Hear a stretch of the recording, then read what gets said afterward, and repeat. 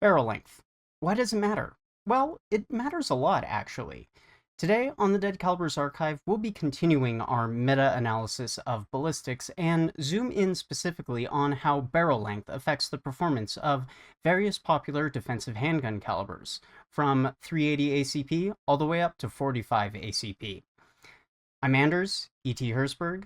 Stay tuned.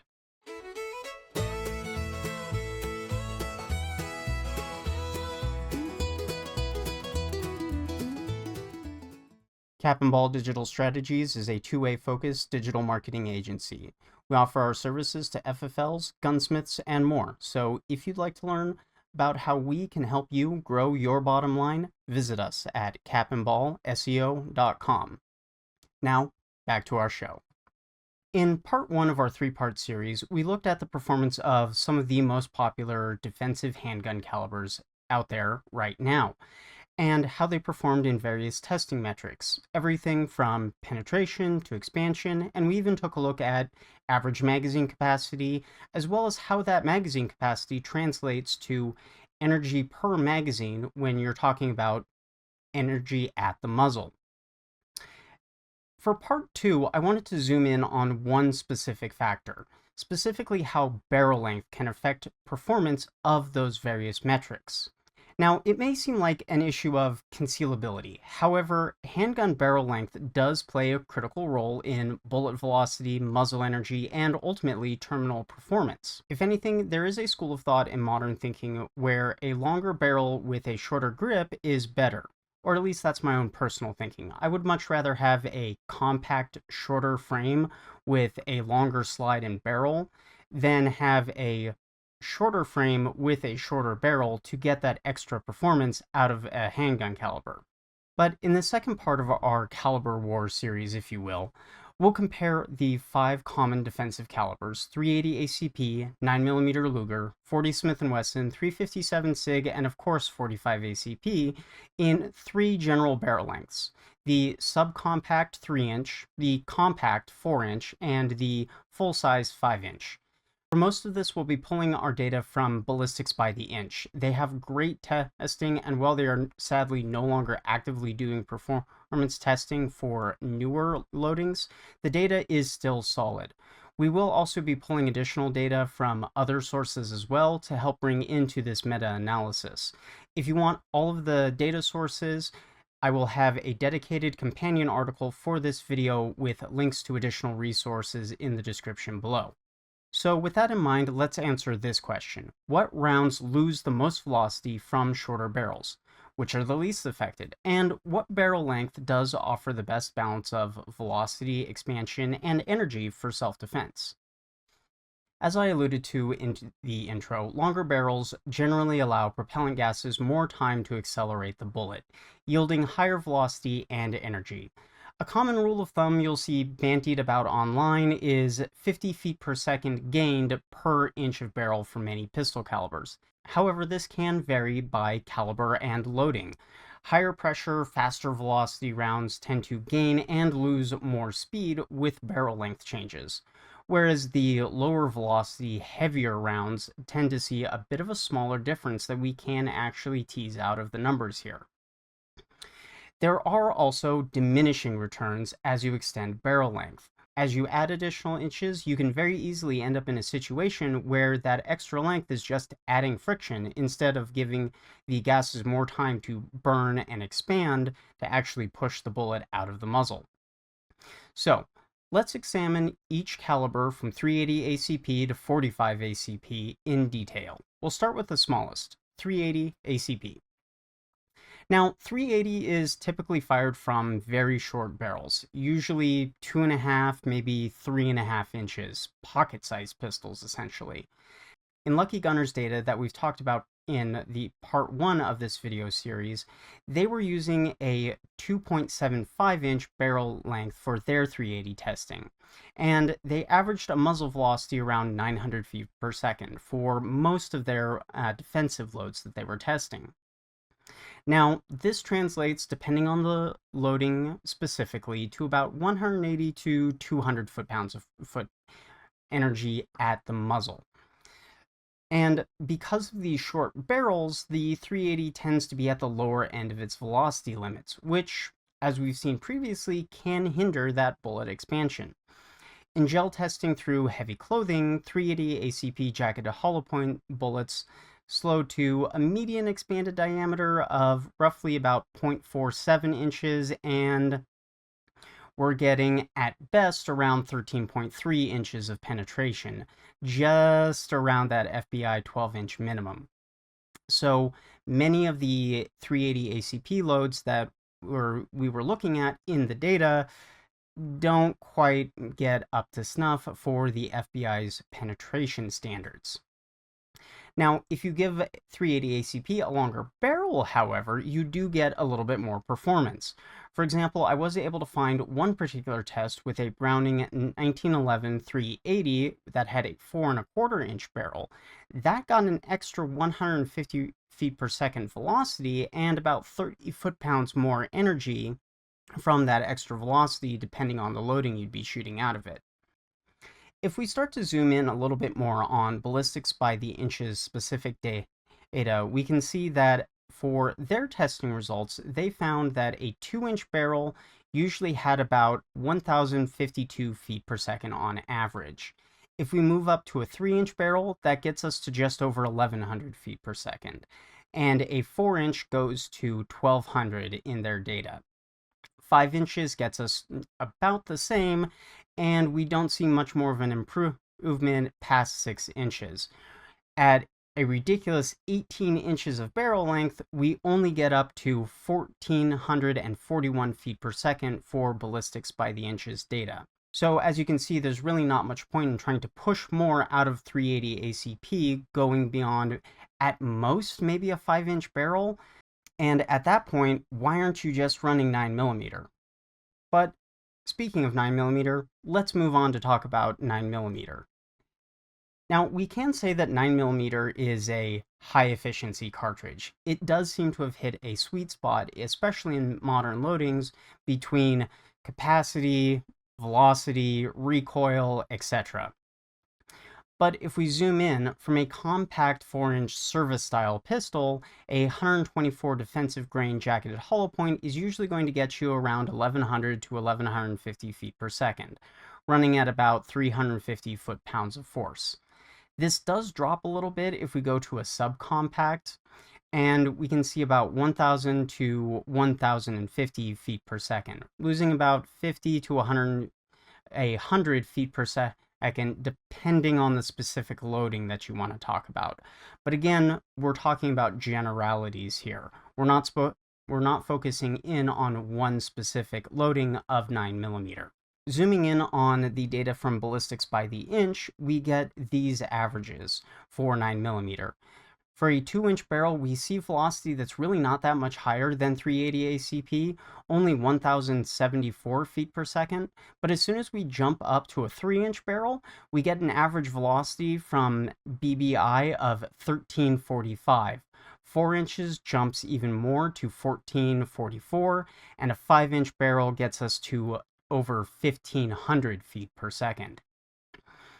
We do see additional returns moving up to a 7-inch barrel, but once we get to that point, we're talking about ridiculous lengths, and even going up to an absurd 18-inch barrel, the most that we see from ballistics by the inches data is only 1754 for that 18-inch barrel. So again, there's really not much point in going ridiculously long with a pistol cartridge. But what about 40 short and weak? Or 40 Smith & Wesson? Now, 40 Smith & Wesson is a little bit more interesting. It's, in air quotes here, a higher pressure cartridge compared to some of the other handgun cartridges that we've looked at previously. Generally, it's being tested from a 4-inch service barrel, so a 180 grain jacketed hollow point loading you could expect to be running at about 950 to 1,000 feet per second, with about 360 to 400 foot-pounds of energy at the muzzle. Now, as far as specific barrel lengths go, we can see that for a 2-inch barrel, we're dropping even lower, only 964 feet per second. In a 3-inch barrel, we jump up again, and much like 9mm, and get to 1212 feet per second. 4 inches gets us to 1353, and 5 inches gets us to 1453. 6 inches and beyond, again, we see the same kinds of diminishing returns, and we don't really see much of a bump, even going all the way out to 18 inches of barrel length for 40 Smith & Wesson on average. At 18 inches, 40 only gets 1,662 feet per second for the loadings that Ballistic by the Inch tested. Going even more extreme in terms of velocity and how it's affected by barrel length is 357 SIG. 357 SIG is essentially a 40 neck down to 9mm attempting to emulate the ballistics of 357 mag, hence the name. Now, for this, 357 SIG is usually going to be running out of a 4-inch or 5-inch duty pistol. I mean, that's what it's meant for. It was designed to compete with those kinds of duty loadings and have high velocity and good penetration while doing it. If you shorten the barrel below 4 inches, 357 SIG actually does lose quite a bit of velocity very rapidly. For a 2-inch barrel, we're stuck with only 1,145 feet per second. Better than some of the other calibers that we've looked at so far, but still not quite what we're looking for. For a 3-inch barrel, we jump up to 1373. Now we're at much more reasonable velocities, and we see a similar increase moving up to 4 inches for 1491 feet per second, and once we get to 5 inches, we get to 1578. It's here, again, we do see somewhat of a plateauing, and if we jump all the way up to 18 inches of barrel length, again, we're maxing out at around 1,770 feet per second. You may be noticing a bit of a pattern here. Finally, let's talk about 45 ACP. 45 ACP is considered a low to moderate-ish pressure cartridge, and it's going to be firing a much heavier bullet at lower velocities. Specifically, testing from AmmoLand's team showed that going from a full-sized 5-inch 1911 to a subcompact 3.3-inch barrel Smith & Wesson Shield had minimal impact on velocity. And we can actually see that in the numbers as well. For a 3-inch barrel, from Ballistics by the Inch, we see 973 feet per second. Bumping up to a 4-inch barrel, it's a marginal gain at 1,048 feet per second. 5 inches only goes up slightly more to 1,093, and a 6-inch barrel actually sheds a little bit of velocity at 1,063. It's not until we get to a 12-inch barrel that we see any kind of a major jump in Ballistics by the Inch's data when we're averaging out the calibers that they tested, and we see their data maxing out at 1,253 feet per second with an 18-inch barrel. Again, not that much of an improvement for the added barrel length. But what can we take away overall from this? To directly answer the question of which rounds see the largest velocity loss in short barrels versus which are least affected, generally the high velocity cartridges, if you will, like 9mm and 357 SIG, are going to be seeing the greatest drop when barrel length is reduced. 9mm showed a clear velocity step down with each inch less barrel, and 357 SIG suffers much the same fate as well. 40 Smith & Wesson is also a high-pressure cartridge and will lose more velocity in short barrels. If we had to pick a winner for who loses the most when fired out of a short 2 or 3-inch barrel, 357 SIG really would be the winner here. It can easily drop 100 feet per second per inch of barrel loss. Conversely, for the caliber that actually loses the least when fired out of a short barrel is 45 ACP. Looking at the numbers, we can see that if you're going between a 5, 4, or even 3-inch barrel, it really doesn't lose all that much velocity. In practical terms, you might not see a whole lot of energy difference depending on your specific 45 ACP loading if it's being fired from a subcompact or full-size 5-inch 1911 pistol. That said, 380 ACP also doesn't see a huge impact in its velocity from loss of barrel length. And there are also specifically tailored loadings for 380 ACP that are designed to do well even out of short pocket pistols. So what about you specifically? What is the optimal barrel length? Well, for concealability, a subcompact 3-inch barreled pistol with a short grip is probably going to be your best bet. It is going to be very small and concealable, however, you are going to be losing the most velocity, especially if you go under that 3 inches and start getting closer to 2 inches for a truly pocket-sized pistol. As far as compact and full-size barrels, 4 inches and 5 inches, these are kind of the sweet spot. For most calibers, there's not a huge difference in performance between the two, and since a lot of handguns on the market today are going to be 4 inches anyway, modern defensive handgun loadings are generally going to be attempting to accommodate for this and deliver acceptable performance out of a 4-inch barrel. However, if you do want to squeeze a little bit more out of it, consider moving up to a 5-inch barrel instead and getting a little bit more velocity and a little bit more energy. So I would conclude that a 4-inch barrel is probably going to be your best bet no matter which caliber that you're going with. Most likely you're probably going to be considering 9mm since it's so popular and abundant. However, if your needs are more concealability focused and you need to have something small, it might behoove you to take a look at something like a small 45 ACP pistol instead, because 45 ACP isn't as dramatically affected by barrel length as a caliber like 9mm or even worse, 357 SIG. Not that there are any or very many 2 or 3-inch pocket pistols running 357 SIG in them. Now that we've gone over how things like barrel length can affect performance, and in the previous video we've already discussed how things like penetration, expansion, magazine capacity, etc. vary over various calibers, let's move on. In our next part, we'll be talking about how to bring all of these things together into one holistic scoring system that I've put together to attempt to bring all of these together into one single score that we can use to see how everything measures up together as a complete system. Not just the performance of the bullet by itself, but the performance of the whole system. The ammunition you're using, the particular handgun that you have, your additional magazine capacity, things like that. All put together into one package for you that you can easily understand with just some simple test data and be able to determine whether or not your loadout is up to snuff. Hopefully you guys have found this entertaining and informative. Before we wrap up, some quick channel announcements. I'd love to hear in the comments section below if you guys have a particular preference for barrel length. Do you prefer the compact 4-inch? Do you prefer a full-size 5-inch? Or is there a different barrel length which you prefer? Let me know in the comments section below. Our current goal is to reach 1,000 subscribers, so if you could do all of the things that YouTube enjoys, such as like, comment, share, and subscribe, that would be very much appreciated. For our next video, we'll be wrapping all of this up and putting it all together into the OREF system.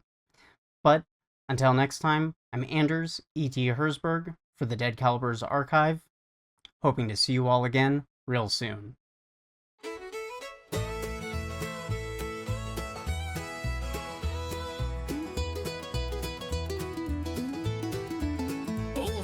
Gunsmith, the best in the land, with a steady-eyed aim and a rock-steady hand. He swore on his life there was one thing he'd find, a bullet so perfect it'd leave fate behind. He cast his own lid, he loaded them tight, but something kept telling him, boy, it ain't right. So he packed up his bags, took to the road, chasing a legend that Ballistics foretold. He's looking for the bullet, the one that don't stray. It's like thunder and don't fade away. Silver or brass, copper or steel, he won't rest till he finds one that's real.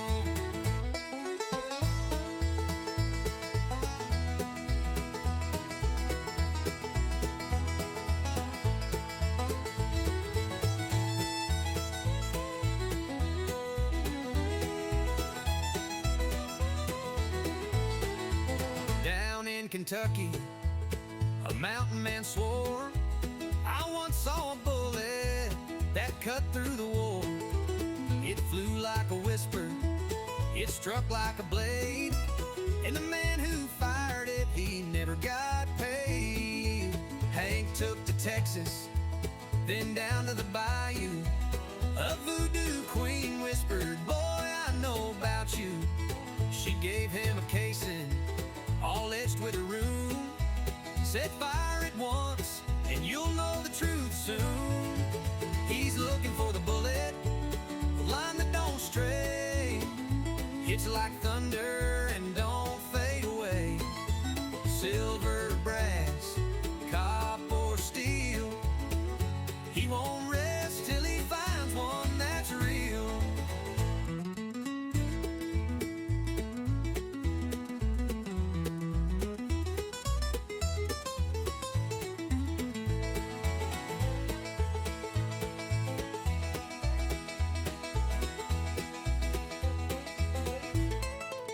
He took that old bullet, lined up the sights, pulled back the hammer and prayed it flew right. The gunpowder flared, the mountains did shake, and Hank felt the earth and his soul separate. Well, the shot never echoed, the bullet still flew. It circled the world, then it split right in two.